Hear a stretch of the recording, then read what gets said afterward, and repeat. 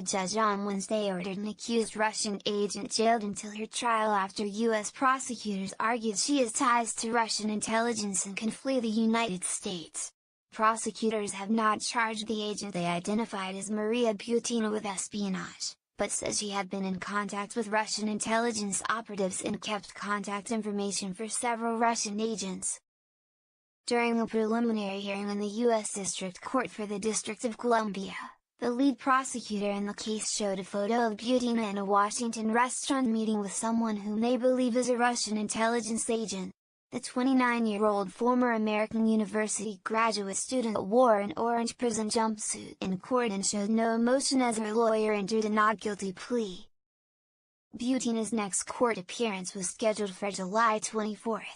The government also displayed a copy of a handwritten note uncovered by the FBI at Butina's apartment asking her to respond to an employment offer from a Russian intelligence agency, as well as a photo of her standing in front of the U.S. Capitol on the day Donald Trump was sworn in as president 18 months ago. "We do not believe she was here, just to attend American University," said Eric Michael Kenderson, the lead prosecutor, adding that Butina was engaged in a covert influence campaign.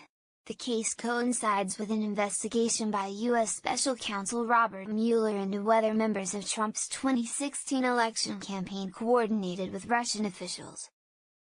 Butina's case, however, is being handled by the U.S. Attorney's Office in the National Security Division of the Justice Department.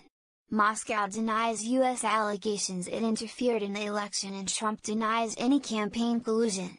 Butina's attorney, Robert Driscoll, said she is not a Russian agent and poses no flight risk. She was arrested on Sunday without warning. In a statement to reporters after the hearing, Driscoll declared his client is innocent. "While we respect the court, we strongly disagree that there were no conditions of release short of incarceration to detain an innocent student before trial," he said. Butina has been accused of working with a high-powered Russian official and two unidentified U.S. citizens, trying to infiltrate a pro-gun rights organization in the United States and influence the United States foreign policy toward Russia. The gun rights group was not identified. However, her social media accounts show she attended many National Rifle Association events and met with top officials of the lobbying group. The unidentified Russian official appears to match the description of Alexander Torshin, a deputy governor of Russia's central bank who was sanctioned by the U.S. Treasury Department in April. The central bank has declined comment on the case. Russia's foreign ministry said there were no grounds for Butina's arrest and that its embassy in Washington has requested a meeting with her.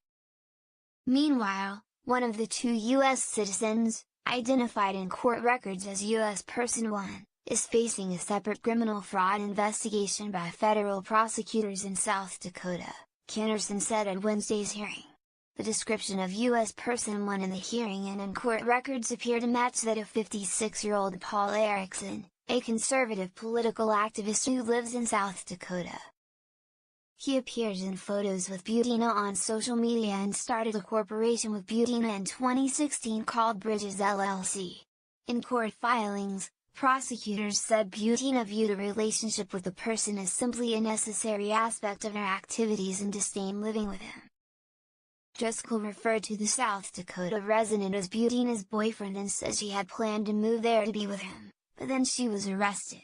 He declined to comment on the separate fraud case, and Erickson has not returned several calls from Reuters for comment. Driscoll repeatedly argued that Butina is not a flight risk and has cooperated with the government. Earlier this year, he said, she testified voluntarily about her activities during a non-public hearing before the U.S. Senate Select Committee on Intelligence. He also revealed that she had received and responded to an inquiry by the Federal Election Commission in March 2018 concerning donations to a political campaign. He did not elaborate on the details.